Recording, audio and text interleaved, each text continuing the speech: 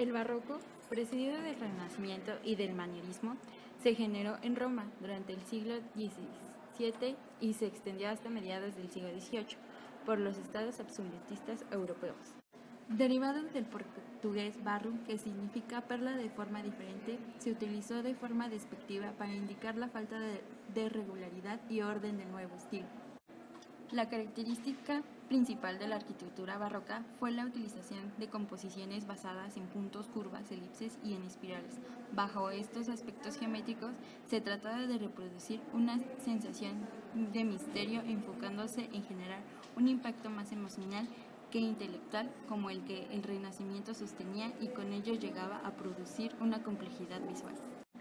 En algunos países europeos como Francia e Inglaterra y en otras regiones de la zona norte de Europa se produjo un movimiento más racionalista derivado directamente del Renacimiento, que se denominó clasicismo barroco.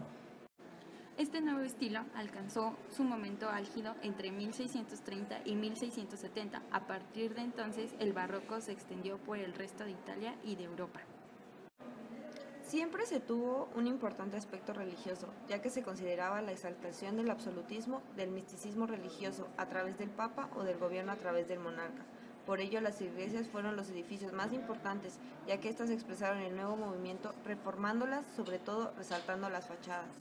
Mientras que en Inglaterra sucedió lo contrario. La política no estaba determinada por una monarquía absoluta. Ellos optaron por defender los derechos del Parlamento y las sectas protestantes frente a la autoridad monárquica, mientras que los privilegios del anglicanismo sobresalían. Cuando el barroco llega a Inglaterra, alrededor de 1620, artísticamente hablando, es la más anticuada de las grandes potencias europeas. No es solo el nuevo movimiento tardase en llegar, es que el Renacimiento tampoco había llegado y la Inglaterra del siglo XVII seguía anclada en la Edad Media. Era un montón de edificios medievales con estructura de madera. Y como siempre, en estos turbulentos años, las fuerzas que impedían el progreso venían del fanatismo religioso. Tras lo ocurrido en la reforma de los protestantes contra los católicos, los ingleses se habían vuelto tremendamente desconfiados.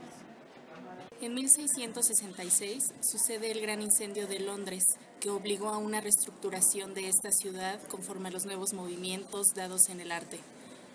La reconstrucción fue evidente y con ello sale a resaltar las obras con especiales rasgos del movimiento gracias al arquitecto Christopher Wren, que ya había estudiado la arquitectura y el diseño de los principios del Renacimiento italiano. Llega a comprender el nuevo estilo desarrollando en Roma el barroco. El proyecto más ambicioso de Wren fue la Catedral de San Pablo, que tiene muchas similitudes con las iglesias barrocas de Italia y Francia.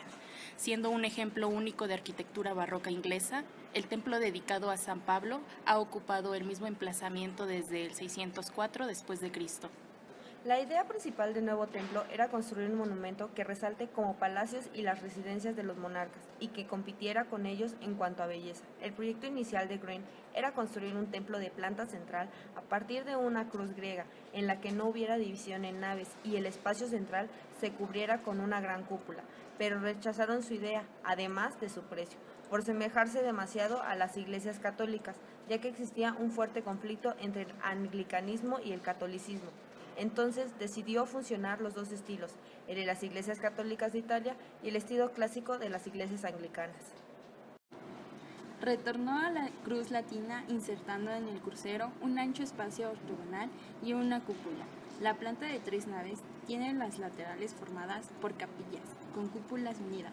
El crucero corta la nave en su centro con 2 gigantescas portadas laterales, de las que salen sendos templetes semicirculares.